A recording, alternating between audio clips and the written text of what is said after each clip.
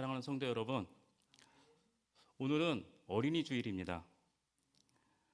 아이들이 앞에 서는 모습만 보아도 마음이 환해집니다. 아이들의 찬양 소리를 들으면 어느새 입가에 미소가 번집니다.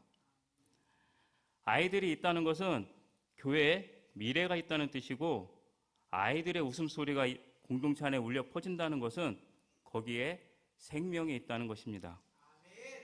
그래서 어린이 주일은 단지 교회 학교 한 부서의 행사가 아닙니다. 온 교회가 함께 기뻐하며 하나님께서 우리에게 맡기신 다음 세대를 다시 바라보는 날입니다. 그런데 오늘 이 자리에 앉아 계신 부모님들, 잠깐 솔직하게 한번 생각해 보시겠습니까? 지난 한 주 동안 내 아이와 나눈 대화 가운데 신앙 이야기가 과연 몇 번이나 있으셨습니까? 밥은 잘 먹었는지, 학교는 어땠는지, 숙제는 다 했는지, 친구들과 잘 지냈는지, 이런 이야기는 아마 자주 나누셨을 것입니다. 그런데 오늘 하나님 앞에서 어떻게 지냈니? 기도는 했니? 말씀은 한 구절이라도 읽었니? 이런 이야기는 얼마나 있으셨습니까? 부끄럽게도 저 자신도 이 질문 앞에 자유롭지 못합니다. 그리고 아마 우리 대부분이 비슷할 것입니다. 그래서 어린이 주일이 되면 우리는 늘 같은 모습으로 이 자리에 섭니다. 아이들을 축복하고 아이들을 위해 기도합니다. 그것은 마땅히 해야 할 일이고 또 귀한 일입니다.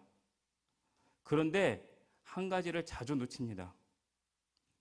아이들이 하나님 앞에서 자라기를 바란다면 먼저 부모가 하나님 앞에서 자라야 한다는 사실입니다.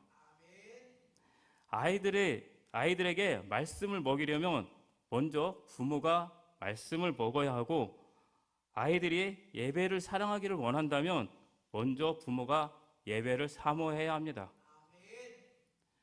아이들에게 하나님을 가르치려면 먼저 부모의 삶 속에 하나님이 살아 계셔야 합니다. 그러므로 오늘 하나님께서는 어린이 주일이라는 이름 아래 아이들에게만 말씀하시는 것이 아닙니다.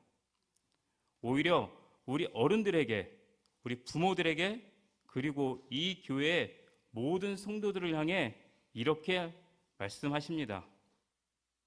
너희가 먼저 자라라. 너희가 먼저 사모하라. 너희가 먼저 예수께 나아오라. 이 말씀은 오늘 우리에게 처음 들려진 음성이 아닙니다. 이미 2000년 전 한 사도의 편지를 통해 흩어진 성도들에게 동일하게 들려졌던 음성입니다. 오늘 우리가 함께 펼쳐볼 베드로전서 2장의 말씀이 바로 그것입니다.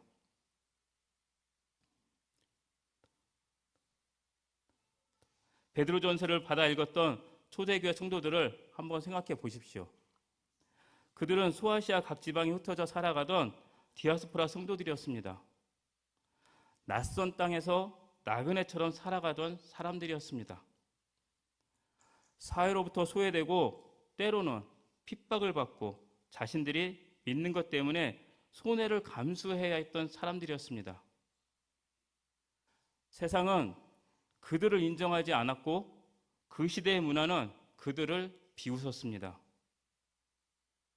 신앙을 지키는 것 자체가 곧 십자가를 지는 일이었습니다.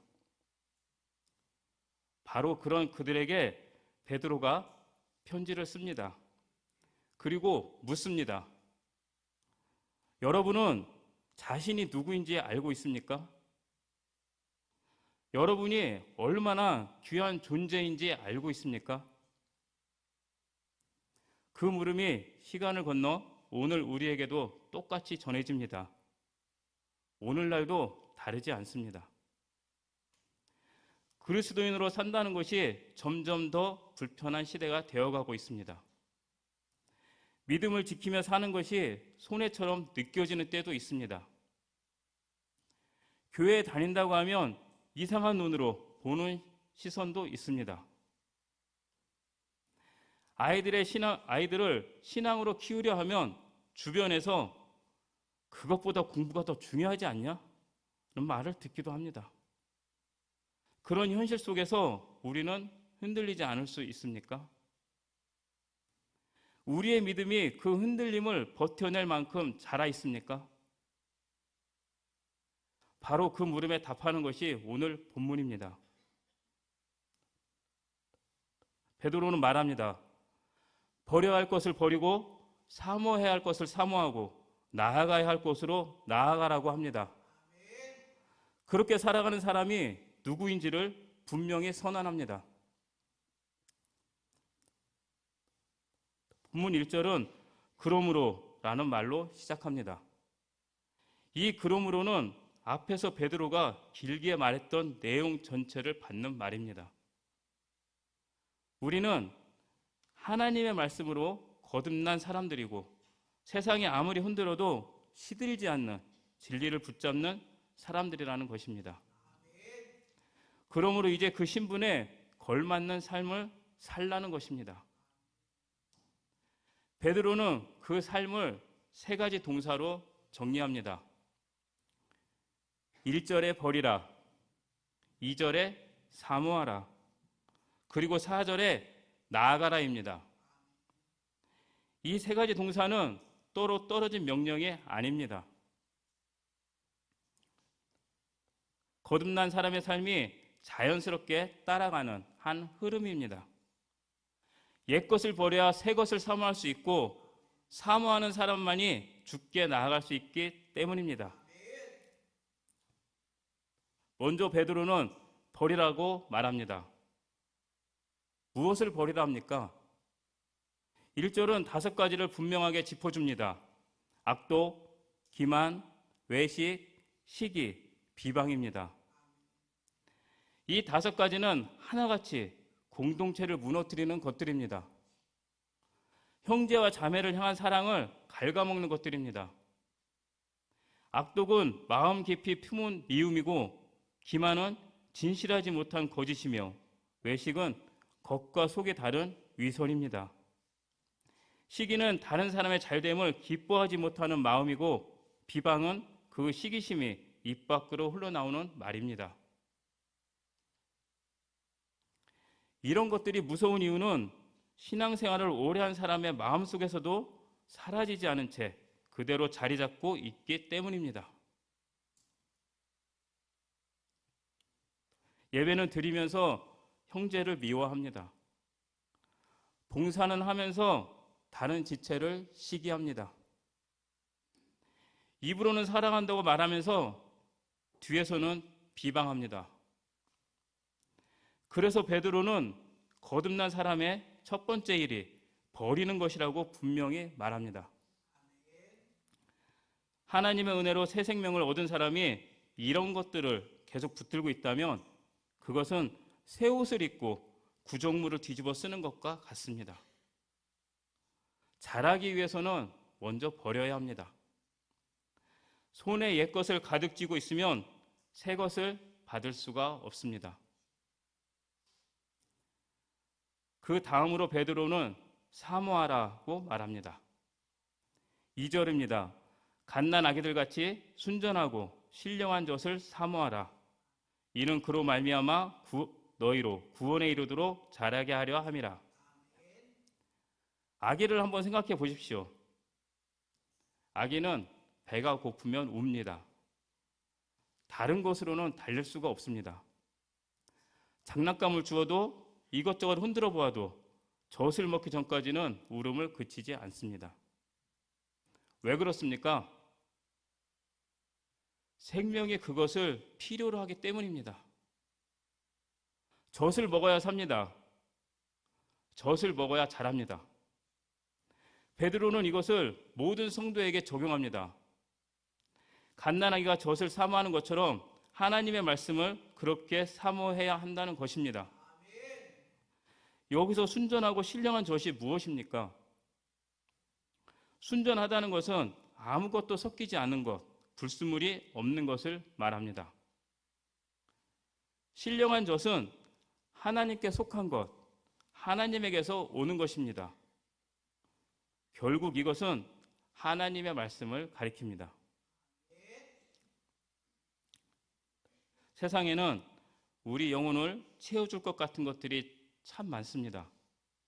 재미도 있고, 성공도 있고, 인정도 있고, 즐길 것도 많습니다. 잠시 마음을 달래줄 수는 있습니다. 그러나 영혼을 살리지는 못합니다. 영혼은 결국 하나님의 말씀으로만 자랍니다. 예수님께서도 광야에서 시험 받으실 때 마태복음 4장 4절에서 이렇게 말씀하셨습니다. 마태복음 4장 4절을 다 같이 한번 읽어보겠습니다. 예수께서 이르실 때 사람이 떡으로만 살 것이 아니요 하나님의 입으로부터 나오는 모든 말씀으로 살 것이라 하였느니라 하시니. 아멘. 우리 안에는 몸만 있는 것이 아닙니다. 영혼이 있고 그 영혼은 반드시 하나님의 말씀을 먹어야 합니다. 성도 여러분, 살아있는 생명은 반드시 필요한 것을 사모하게 되어 있습니다. 영혼이 살아있으면 말씀을 찾게 되고 예배를 사모하게 되면 기도하고 싶어지고 주님 곁에 가까이 있고 싶어집니다. 반대로 영혼이 메마를 때는 어떻습니까? 말씀을 들어도 무덤덤합니다. 예배가 귀하게 느껴지지 않습니다. 기도가 자꾸 뒤로 밀립니다. 세상 것에는 금방 반응하는데 하나님께는 자꾸 둔해집니다. 그럴 때 우리는 단순히 요즘 바빠서 그렇지 라고만 넘기면 안 됩니다. 영혼의 상태를 점검해야 합니다. 지금 내 안에 주님을 향한 사모함이 살아있는가를 돌아보아야 합니다. 오늘 어린이 주일에 우리는 아이들을 보며 기뻐하지만 동시에 한 가지를 배워야 합니다. 아이들은 스스로 잘하지 않습니다. 먹어야 잘합니다. 공급을 받아야 잘합니다. 마찬가지로 성도도 영적으로 저절로 잘하지 않습니다. 교회에 오래 다닌다고 잘하지 않습니다. 직분을 맡았다고 자동으로 성숙해지지 않습니다. 세월이 신앙을 대신해 주지 못합니다. 중요한 것은 무엇을 먹고 있느냐입니다. 요즘 많은 분들이 육체를 위해서는 참 열심히 챙깁니다. 건강식품도 먹고 운동도 하고 잠도 관리하고 피부도 관리합니다. 그런데 정작 영혼은 굶겨둡니다. 몸의 피곤은 민감하게 느끼면서 영혼의 피곤은 모른 척합니다. 그러나 사랑하는 여러분, 영혼이 굶주리면 결국 삶 전체가 흔들립니다. 마음이 쉽게 무너지고 작은 일에도 쓰러지고 세상의 소리에 이리저리 끌려다니게 됩니다. 그런데 3절은 참 은혜롭습니다. 너희가 주의 인자하심을 맛보았으면 그리하라. 베드로는 억지로 말씀을 사모해야 한다, 무조건 해야 한다 만 하지 않습니다. 너희가 주의 인자하심을 맛보았으면 이라고 말합니다. 한 번이라도 주님의 은혜를 경험해 본 사람, 죄인인 나를 받아주신 주님의 따뜻하심을 알고 있는 사람, 말씀 가운데 위로를 받아본 사람, 기도 중에 평안을 누려본 사람은 다시 주님을 찾게 된다는 것입니다. 신앙은 의무만으로 유지되지 않습니다. 맛보았기 때문에 사모해야 합니다. 주님의 선하심을 맛본 사람이 예배를 찾고 말씀의 달콤함을 아는 사람이 성경을 펼치며 은혜의 따뜻함을 경험한 사람이 다시 무릎을 꿇습니다. 그러므로 열심히 해야지, 버텨야지 이전에 먼저 주님은 참 좋으신 분이구나, 그분 곁에 있는 것이 내 영혼의 생명이구나를 다시 회복해야 합니다. 그리고 베드로는 마지막으로 나아가라고 말합니다. 4절에 예수께 나아가라는 말씀이 나옵니다. 버리는 것에서 그치면 안 됩니다. 사모하는 것에서 멈추어도 안 됩니다. 그리고 사모한 사람은 반드시 한 분께 나아가야 합니다. 바로 산돌이신 예수 그리스도이십니다. 사모함은 결국 한 인격을 향하게 되어 있습니다. 말씀을 사모한다는 것은 결국 그 말씀이 가리키는 예수께 나아간다는 뜻입니다. 사랑하는 성도 여러분, 아이들이 자라는 것을 보면 참 신기합니다. 하루하루는 잘 모르겠는데 어느 날 보면 훌쩍 커 있습니다. 믿음도 그렇습니다. 하루아침에 갑자기 확 커지는 것이 아닙니다. 매일 옛것을 버리고 말씀을 사모하고 주께 나아가는 그 작은 걸음들이 쌓일 때 자라납니다. 그 작은 자람이 쌓이면 어느 날 흔들리지 않는 믿음이 됩니다.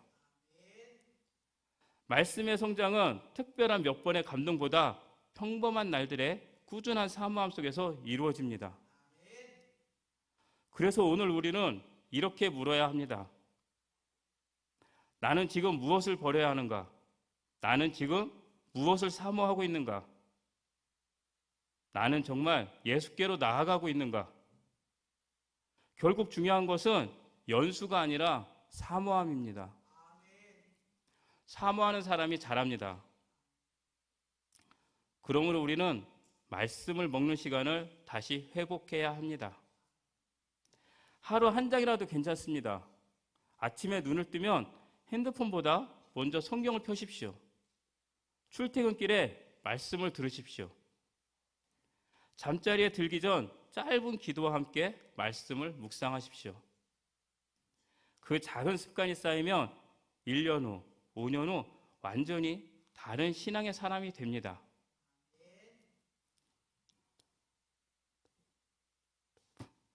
부모님들에게 특별히 부탁드립니다.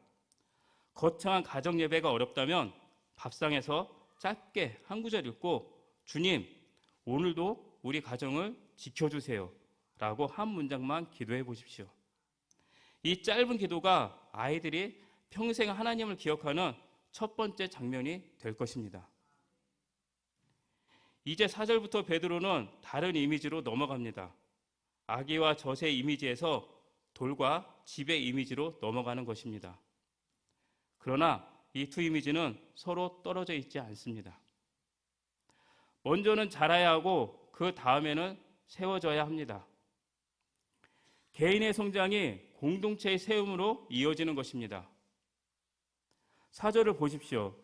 사람에게는 버림바가 되었으나 하나님께는 택하심을 입은 보배로운 산 돌이신 예수께 나아가. 베드로는 예수님을 산 돌이라고 부릅니다. 돌은 본래 생명이 없는 것인데 예수님은 살아계신 돌이십니다. 십자가에서 죽으셨지만 부활하셨고 지금 이 순간에도 살아계시기 때문입니다. 세상은 그분을 버렸지만 하나님은 가장 보배로운 분으로 세우셨습니다. 베드로는 여기서 이사야 28장 16절 말씀을 인용합니다. 이사야 28장 16절을 다 같이 한번 읽어보겠습니다.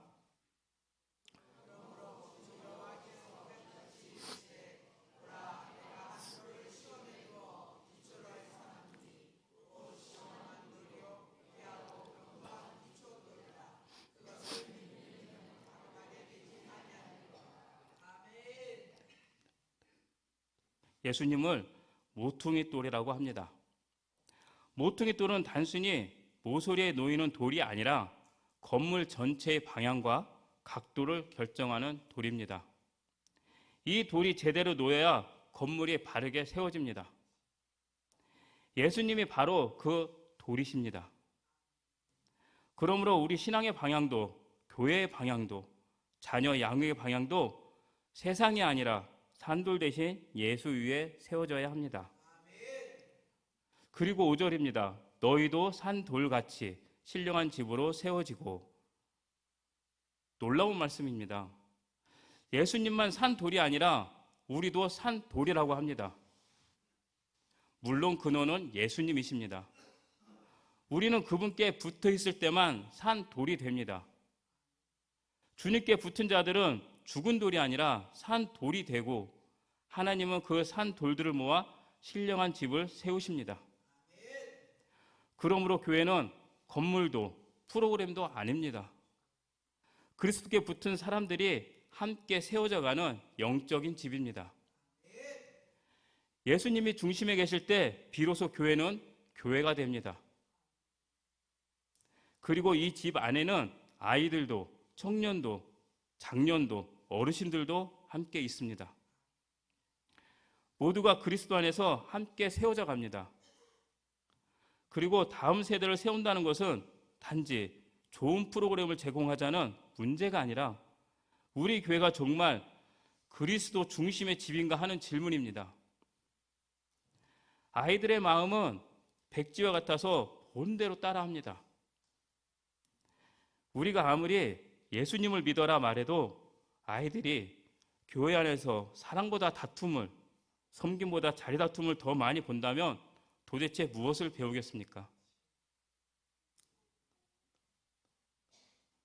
그러므로 어린이 주일은 어른들에게도 무거운 질문을 던지는 날입니다. 우리 교회는 정말 산 돌이신 예수 위에 세워지고 있습니까? 그런데 베드로는 여기서 한 걸음 더 나아갑니다. 신령한 집으로 세워진 사람들이 그 집 안에서 가만히 머물러 있는 존재가 아니라는 것입니다. 5절 후반부는 그들이 거룩한 제사장이 된다고 말합니다. 신령한 집으로 세워진다는 것은 곧 그 집에서 제사를 드리는 제사장이 된다는 뜻입니다. 구약에서는 제사장이 따로 있었습니다. 일반 백성은 성막 뜰까지만 들어갈 수 있었고 지성소는 1년에 한 번 대제사장만 들어갈 수 있었습니다. 그만큼 하나님과 사람 사이에는 거리가 있었습니다. 그러나 이제 예수 그리스도 안에서 모든 성도가 하나님께 직접 나아갈 수 있는 제사장의 신분을 받았습니다. 예수님이 운명하실 때 성수의 휘장이 위에서 아래로 찢어진 사건이 바로 이것을 보여줍니다. 더 이상 우리와 하나님 사이를 가로막는 휘장이 없습니다. 그러므로 성도는 수동적인 관람객이 아닙니다. 은혜를 받은 우리는 다시 하나님께 예배와 순종과 헌신의 제사를 드리는 사람들입니다. 예배는 보는 것이 아니라 드리는 것이고 교회는 서비스를 받는 것이 아니라 함께 몸을 이루어 섬기는 공동체입니다. 사랑하는 여러분, 하나님은 우리를 흩어진 모래알처럼 두지 않습니다. 그리스도 안에서 하나의 집으로 세워 가십니다. 나이도, 성격도, 배경도, 상처도, 은사도 다른 사람들을 붙들어 하나님의 집으로 세우십니다. 혼자서는 집이 될 수 없습니다. 돌 하나로는 집을 세울 수 없습니다. 혹시 오늘 신앙생활을 너무 혼자만의 방식으로 하고 계신 분, 또 교회 안에서 상처를 받아 멀어지고 있는 분이 있다면 주님께서 말씀하십니다. 너는 혼자 떨어져 있는 돌이 아니라 내가 세워가는 집의 일부다. 사람은 너를 몰라줄 수 있지만 나는 너를 산 돌로 세운다. 집에서 없어도 되는 돌은 없습니다. 그러므로 우리는 부모 세대와 자녀 세대가 같은 하나님의 집 안에 있음을 기억해야 합니다. 작년 성도들이 아이들에게 관심을 가져주십시오. 이름을 기억해주고 눈을 맞춰주고 내가 우리 교회의 소중한 일원이다 라는 것을 느끼게 해주십시오.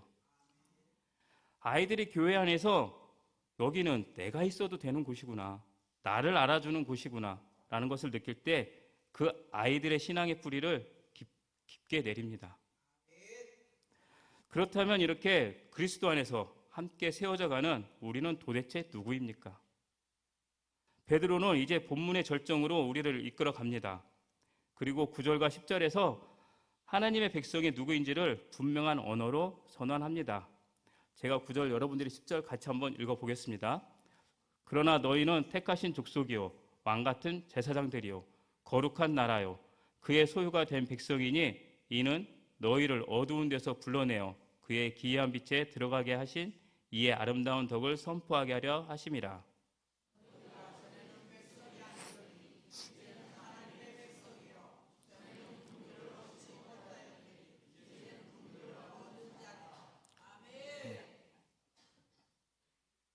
베드로는 성도들 향해 네 가지 이름으로 선언합니다. 택하신 족속, 왕같은 제사장, 거룩한 나라, 하나님의 소유된 백성. 이 이름들은 사실 베드로가 처음 만든 이름이 아닙니다. 출애굽기 19장에서 하나님이 시내산에서 이스라엘 향해 너희는 내게 대하여 제사장 나라가 되며 거룩한 백성이 되리라고 말씀하셨던 그 언약의 이름들입니다. 그런데 이제 베드로는 이 영광스러운 이름들을 그리스도를 믿는 우리들에게 그대로 옮겨 놓습니다. 이것은 단순한 격려의 말이 아닙니다. 하나님께서 그리스도 안에서 우리에게 주신 언약적 정체성입니다. 세상은 끊임없이 우리에게 다른 이름을 붙이려 합니다. 실패자라고, 별 볼 일 없는 사람이라고, 뒤처진 사람이라고 부릅니다. 우리 자신도 스스로를 그렇게 규정합니다. 그러나 하나님은 오늘 우리를 향해 분명한 음성으로 말씀하십니다. 너는 내 백성이다. 너는 내 소유다. 너는 내가 택한 자다. 너는 왕같은 제사장이다. 이 이름은 성취를 얻는 것이 아닙니다. 공부를 잘해야, 돈이 많아야, 남보다 나아야 주어지는 것이 아닙니다. 오직 그리스도 안에서 은혜로 주어지는 이름입니다. 그러므로 신앙의 성숙은 단지 아는 것이 늘어나는 것이 아니라 하나님이 나를 누구라고 부르시는지를 점점 더 깊이 믿게 되는 것입니다. 그래서 어린이 주일에 이 메시지가 참 중요합니다. 우리는 아이들에게 공부를 잘해야 사랑받는다, 성공해야 가치가 있다고 가르치면 안 됩니다. 너는 하나님의 사랑받는 존재다. 너의 인생의 목적은 세상에서 높아지는 것이 아니라 하나님을 영화롭게 하는 것이다. 이렇게 가르쳐야 합니다. 그렇다면 하나님은 왜 우리에게 이 정체성을 주셨습니까?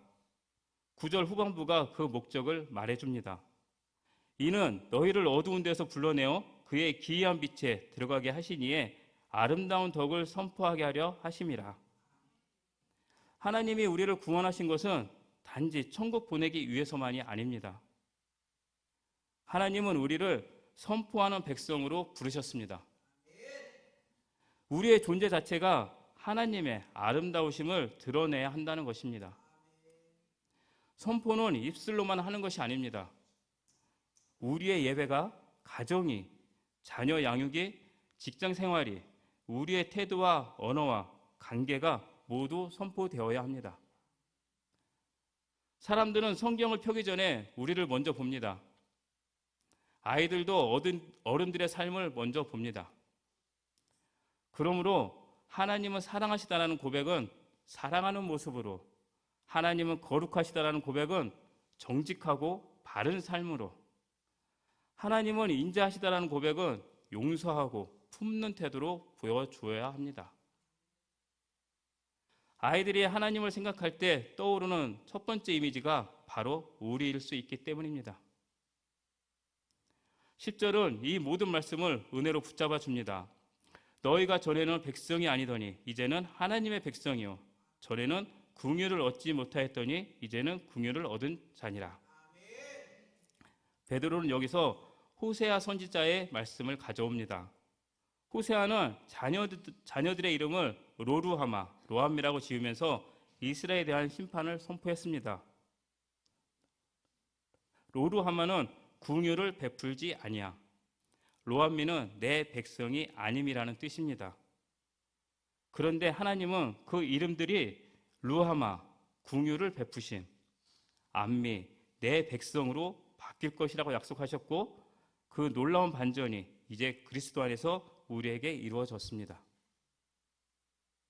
우리는 원래 하나님의 백성이 아니었습니다. 긍휼을 받을 자격도 없습니다.